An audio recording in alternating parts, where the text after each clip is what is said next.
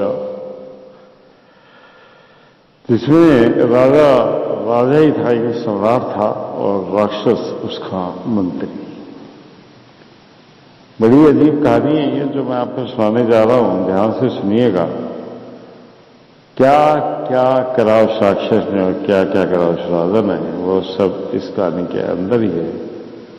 आप सुनेंगे तो अच्छी तरह समझ भी जाएंगे।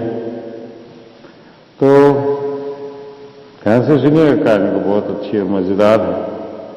लेकिन कहानी सुनने से पहले चैनल को सब्सक्राइब करना ना भूलिएगा और बेल आइकन को भी जरूर दबाइएगा। तो दोस्तों सुनिए अब ये कहानी जो मैं आपको सुना रहा हूं, अब ध्यान से और ध्यान लगाकर।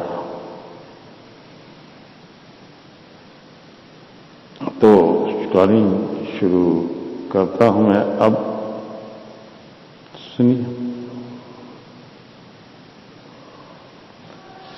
राजा राजवर्मा के मन में एक बार सम्राट बनने की इच्छा जगी। उसने अपने मंत्री धर्मचिंतन को बुलवाया और उसे आदेश दिया कि युद्ध की तैयारी की जाए।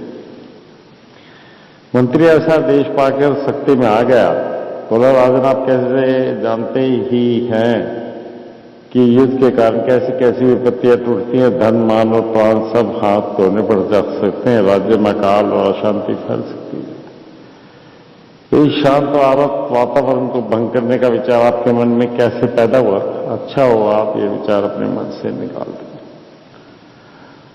राजवर्मा को अपने मंत्री की यह सलाह पसंद नहीं आई। उसने उसे उसके पद से हटा दिया और उसके स्थान पर आकाश वर्मा को मंत्री बनवा दिया।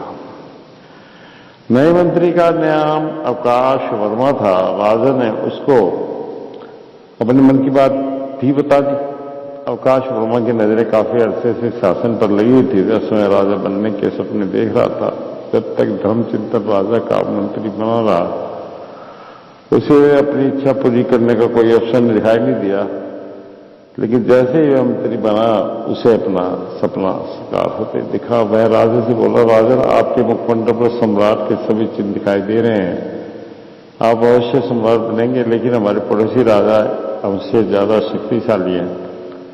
अपने लक्ष्य की सिद्धि के लिए हम पर देव कृपा भी होनी चाहिए। हमारे राज्य की सीमा पर जो परले पर्वत है, वहां परले मुनि घोर तपस्या में लीन है। मेरी राय है कि आप उनसे आशीर्वाद प्राप्त करें, सफलता आपको जरूर मिलेगी। दरअसल परले पर्वत पर परले नाम का एक राक्षस रहता था। वह बहुत ही विकट था, लेकिन उसे एक शाप भी मिला हुआ था। वह तब तक किसी राज्य में प्रवेश नहीं कर सकता था जब तक कि उसे वहां के राजा से अनुमति प्राप्त न हो। आकाश वर्मा की बात सुनकर राजा ने कहा, मैंने पहले कभी किसी परले मुनि के बारे में नहीं सुना। हाँ, वहां रहने वाले परले राक्षस के बारे में जरूर सुन रखा है। राजा, जो कुछ आपने सुना है वह केवल अफवाह है। ये अफवाह इसलिए फैलाई गई है ताकि कोई सामान्य व्यक्ति मुनि की तपस्या में विघ्न न डाले। आप कृपया इस अफवाह में विश्वास ना करें। उस पर्वत में कोई राक्षस नहीं रहता। ये बात मुझे परले मुनि के एक शिष्य से पता चली। उस शिष्य ने भी कहा कि मैं वहां कोई राजा ही जा सकता है, सामान्य व्यक्ति नहीं। सामान्य व्यक्ति जिंदा वापस नहीं आएगा। आप धैर्य बनाए रखें और उस पर्वत पर अवश्य जाएं। आपको वहां महाशक्ति प्राप्त होगी और आप तब वहां से लौट आएंगे। आकाश वर्मा ने राजा को आश्वस्त किया। राजवर्मा को लगा कि यदि वह पर्वत पर चढ़ने का इतना साहस भी नहीं जुटा सकता तो सम्राट बनने की इतनी इच्छा कैसे पूरी करेगा। इसलिए उसने राजपाट का सारा भार अपने नए मंत्री को सौंप दिया। उस समय उस पर्वत की ओर चल पड़ा।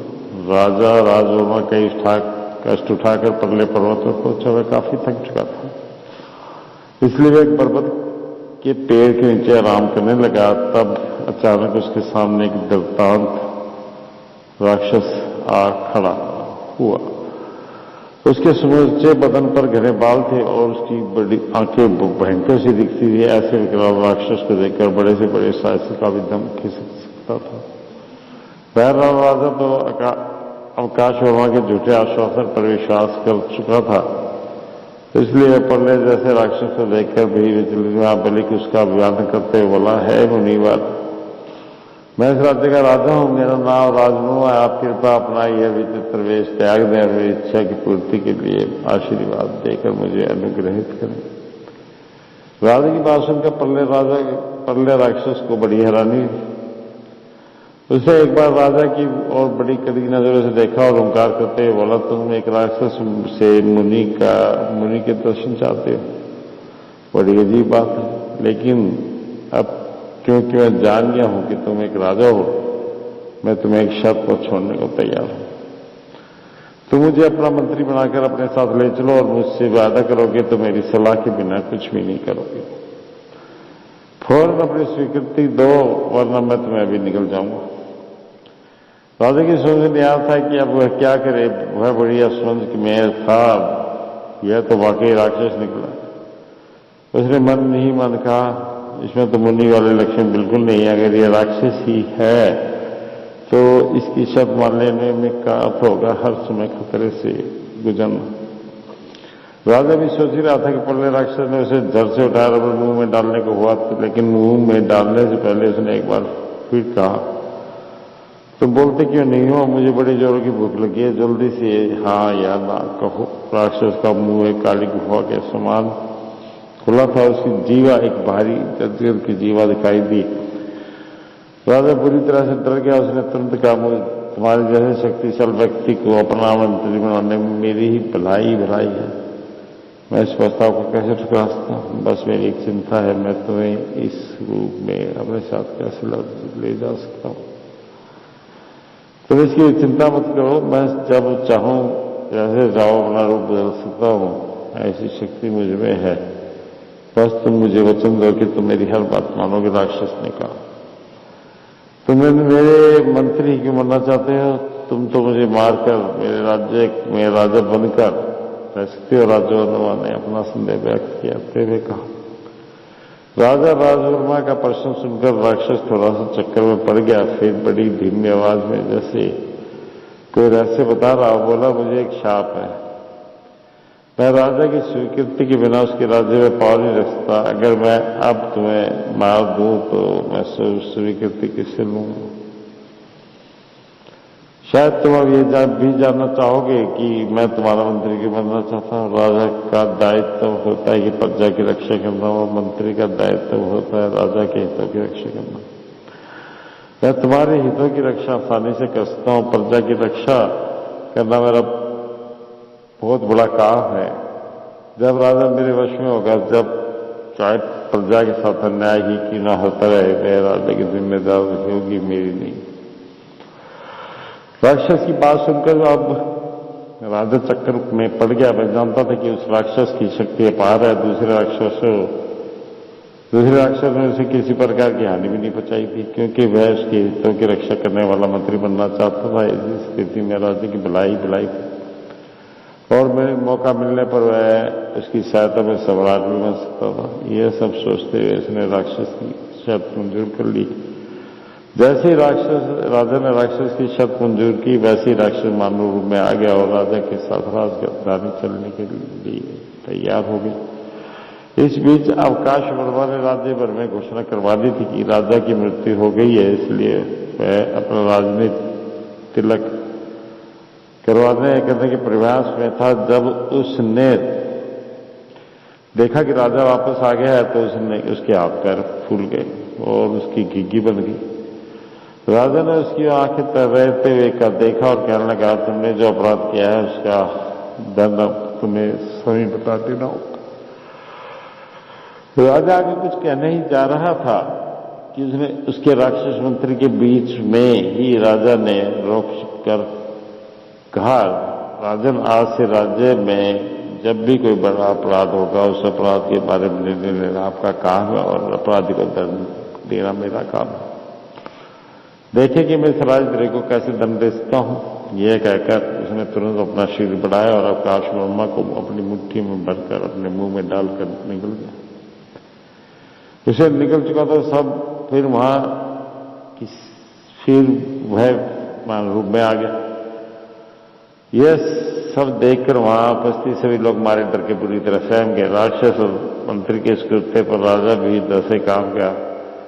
उसे जानकारी दी थी कि राक्षस के इस ऐसा व्यवहार करेगा। अब तो जब कोई व्यक्ति किसी छोटे मोटे अपराध के लिए अपराधी घोषित किया जाए तो राक्षस उसे पकड़ कर खा जाता। अचानक राज्य में अपराध एकदम बंद हो गए। अगर लोगों के बीच में कोई झगड़ा हो भी जाता तो वे न्याय के लिए राजा के पास नहीं आते थे, बल्कि आपस में ही समझौता करके निपटा लेते थे। ऐसे ही कुछ दिन बीत गए जब एक दिन राक्षस ने राजा से कहा, यदि जनता अपराध नहीं करेगी तो मुझे भोजन कहां से मिलेगा? लोग मुझसे डरकर दरबार में न्याय के लिए नहीं आते, इसलिए अब हमें समय पर जाके भी जाना होगा। आप अपराधी का दंड सिद्ध करोगे और मैं उसे दंड के रूप में अपना भोजन बनाऊंगा। ये बात राजवर्मा को पसंद नहीं आई। उसने कहा, तुम्हें पेट भर भोजन मिले इसके लिए मेरे मन में बहुत ही बढ़िया विचार आया है। हम पड़ोसी राज्यों पर आक्रमण करेंगे और उनसे युद्ध करेंगे। युद्ध से हमारी जीत होगी और जिन शत्रु सैनिकों को हम बंदी बनाएंगे उन्हें तुम एक एक करके सालों तक खा सकते हो। राक्षस को ये बात पसंद आई। फिर क्या था, तुरंत पड़ोसी राज्य पर चढ़ाई कर दी गई। दोनों राज्यों की सेनाएं आपस में भिड़ गई। पड़ोसी राजा धर्मसेन का सैन्य बल अपार था, लेकिन राजवर्मा की सेना के बीचों बीच राक्षस विशाल बरगद के पिक समान खड़ा था। उसे देखते ही धर्मसेन के सैनिक के पांव डगमगाने लगे। धर्मसेन ने सैनिकों की ऐसी हालत देखकर राजवर्मा ने उससे कहा, मेरे पास सैनिक बल के साथ राक्षस बल भी है। मेरे साथ युद्ध करके तुम अपने सैनिकों की जानों के साथ साथ अपनी जान भी खोना क्यों चाहते हो? तुम्हारी भलाई इसी में ही है कि तुम मेरे सामंत बन जाओ, वरना तुम्हारे अपनी जान से आम दोगे। धर्मसेन ने राजवर्मा को कोई उत्तर नहीं दिया, बस अपने सैनिकों को लौट जाने का आदेश दिया। धर्मसेन था उसकी सेना जब युद्ध स्थल से लौट रही थी तो राजवर्मा बड़े विकट रूप से हंस रहा था। उसी समय राजवर्मा का पुराना मंत्री धर्मचित्र कहीं से वहां आप पहुंचा। उसने राजा को संबोधित कहते हुए कहा, प्रभु अब और आगे मत बढ़िए, आप धर्मसेना की चाल को नहीं समझ रहे।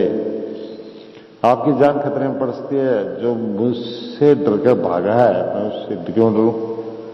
लगता है तुमने वीरता कुछ ज्यादा ही घर कर गई है। राजवर्मा ने धर्म चिंतन को फटकार सी देते हुए कहा। अब जरा सोचिए प्रभु, इस समय हम अपने राज्य की सीमा पर हैं। धर्मसेन अपनी सेना को अपने राज्य की सीमा के भीतर ले गया है। आपके राक्षस मंत्री पर जो शाप है, पर उस राज्य में जब तक नहीं घुस पाएगा जब तक कि उसे वहां के राजा से अनुमति न मिले। इस स्थिति में केवल आप और आपकी सेना ही उस राज्य में जा पाएगी। आपके राक्षस मंत्री को यहीं रुकना पड़ेगा। ऐसी स्थिति में धर्मसेन आपको आसानी से पराजित कर देगा। जब हमारे राज्य का राजा धर्मसेन होगा और उसकी अनुमति के बिना ही वह राक्षस वहां नहीं रह पाएगा। इसलिए मेरी बात मानकर आप वापस चले जाइए, धर्म चिंतन ने कहा। तब कहीं जाकर राजवर्मा की समझ में आया असली बात है। वह जान गया कि राक्षस मंत्री की मदद के बिना पड़ोसी राज्य पर विजय पाना असंभव है। इससे बहुत हताश हुआ। उसने धर्म चिंतन से कहा, मुझे क्या करना चाहिए? शत्रु सैनिक नहीं मिलेंगे तो राक्षस प्रजा को ही खाता रहेगा। मुझे इससे किसी न किसी तरह छुटकारा होना चाहिए।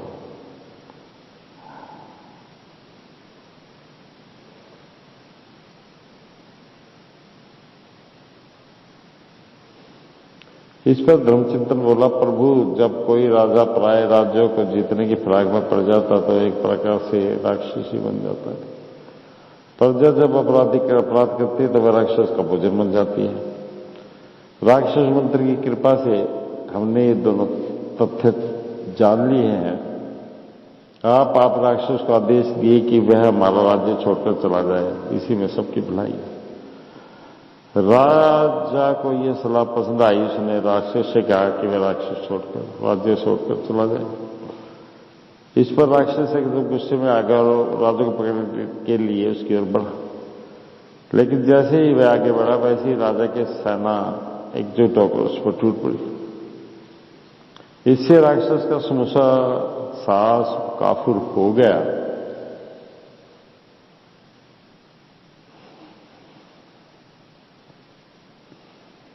यह देखकर राजभवन बहुत खुश हुआ।